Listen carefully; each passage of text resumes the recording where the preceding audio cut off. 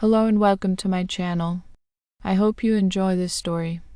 I'm going to try and upload a new story each day. The Memento Mori Museum. Once a quaint town nestled between ancient forests and rolling hills, the town of Ravenswood harbored a secret that only a few knew of: the enigmatic Memento Mori Museum. This peculiar establishment, hidden away from the prying eyes of the world, was known for its lifelike animal displays, each crafted by the skilled hands of the eccentric taxidermist, Elias Blackwood. Elias, a recluse with a mysterious past, had perfected the art of taxidermy, going beyond the boundaries of traditional preservation. His creations were so lifelike that visitors often felt an uncanny sense of connection with the animals, as if the very essence of the creatures lingered within their meticulously crafted forms. The townsfolk whispered tales of the Memento Mori Museum, speculating that Elias had discovered a way to capture the spirits of the deceased animals within his displays. However, these rumors remained mere whispers, overshadowed by the allure of the museum's artistry. One fateful day, a curious visitor named Amelia entered the museum's dimly lit halls. Drawn by the haunting beauty of the displays, she found herself captivated by the soulful eyes of a majestic wolf, its fur frozen in a perpetual state of midnight grace. Unable to resist the eerie charm of the exhibit, Amelia decided to purchase the display, unknowingly setting in motion a series of events that would unravel the carefully guarded secrets of Ravenswood. As Amelia brought the wolf display into her home, an unsettling energy filled the air. Unbeknownst to her, the spirit of the once wild creature stirred within its frozen shell. Strange occurrences soon plagued her life. Unsettling howls echoed through the night, shadows danced in the corners of her vision, and the temperature plummeted whenever she entered the room housing the wolf.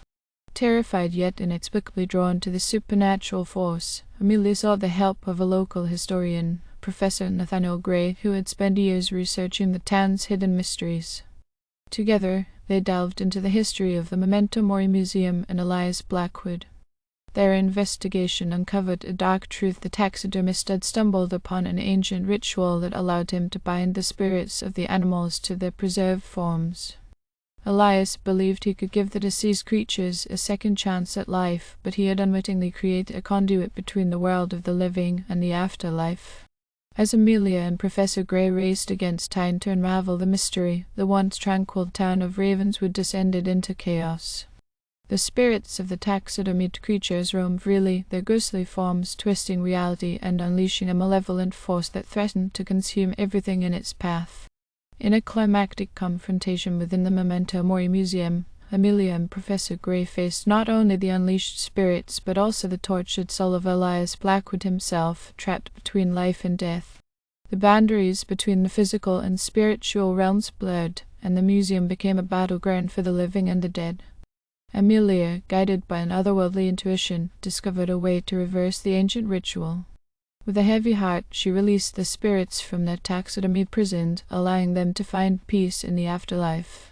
As the last ethereal echo faded, the museum fell silent, the supernatural energies dissipating like morning mist. Ravenswood returned to its quiet existence, the Memento Mori Museum now a mere relic of the town's dark past. Amelia and Professor Gray, forever changed by their harrowing experience, carried the weight of the secrets they had uncovered. The once hidden horrors of the museum were now sealed away, a haunting reminder that some mysteries should remain undisturbed in the shadows of the past. In the aftermath of the supernatural turmoil that had befallen Ravenswood, Amelia and Professor Gray struggled to come to terms with the lingering echoes of the Memento Mori Museum. Despite their efforts to return the spirits to the afterlife, both were haunted by vivid dreams and inexplicable occurrences that hinted at the boundary between the living and the dead remaining thin. Amelia, now attuned to the ethereal energies that had enveloped the museum, found herself drawn to its remnants. She began experiencing visions, fleeting glimpses of spectral forms and ethereal landscapes that hinted at a residual connection to the spirits she had released. The wolf, once preserved in a state of eternal midnight, continued to appear in her dreams, its eyes reflecting an ancient wisdom. Meanwhile, Professor Gray immersed himself in his research, determined to understand the origins of the forbidden ritual that Elias Blackwood had stumbled upon. His quest for knowledge led him deep into the town's archives, where he uncovered cryptic texts and forgotten legends that spoke of a realm between life and death, a place where the boundary was fragile, easily manipulated by those with forbidden knowledge.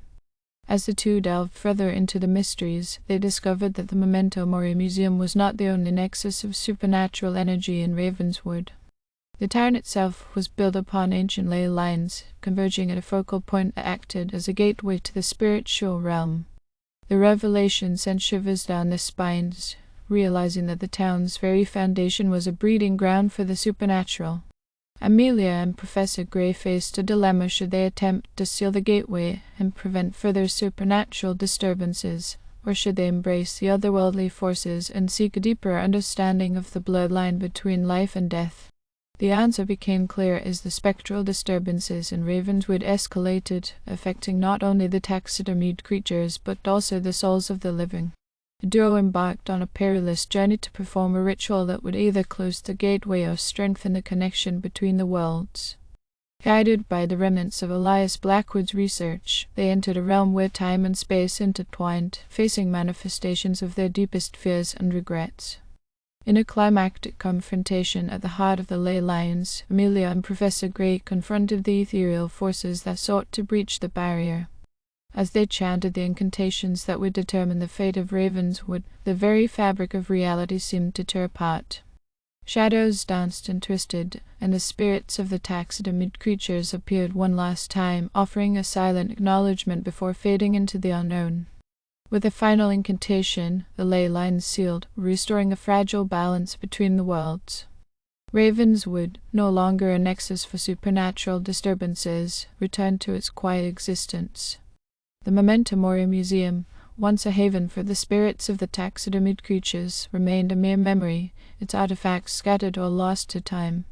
Amelia and Professor Gray, forever changed by their journey, chose to keep the secrets of Ravenswood buried in the recesses of history. The town, now free from the haunting presence of the supernatural, embraced a newfound tranquility. Yet, as they looked upon the horizon, a lingering uncertainty remained, an acknowledgement that the boundary between life and death was a delicate thread, easily frayed by the curious and the daring.